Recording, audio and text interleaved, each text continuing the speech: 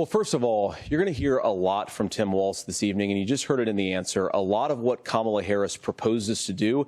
And some of it, I'll be honest with you, it even sounds pretty good. Here's what you won't hear, is that Kamala Harris has already done it. Because she's been the vice president for 3.5 years. She had the opportunity to enact all of these great policies. And what she's actually done instead is drive the cost of food higher by 25%, drive the cost of housing higher by about 60%.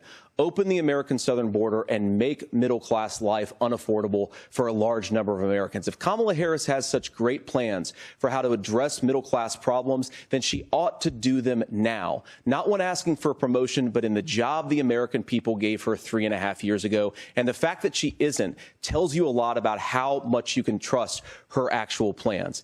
Now, Donald Trump's economic plan is not just a plan, but it's also a record.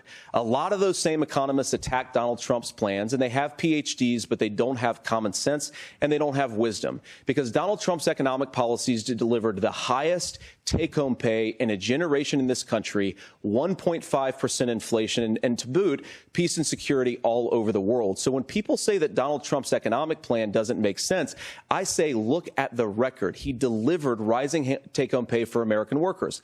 Now, Tim admirably admits that they want to undo the Trump tax cuts. But if you look at what was so different about Donald Trump's tax cuts, even from previous Republican tax cut plans, is that a lot of those resources went to giving more take-home pay to middle-class and working-class Americans. It was passed in 2017, and you saw an American economic boom unlike we've seen in a generation in this country. That is a record that I'm proud to run on, and we're going to get back to that common sense wisdom so that you can afford to live the American dream again. I know a lot of you are struggling. I know a lot of you are worried about paying the bills. It's going to stop when Donald Trump brings back common sense to this country.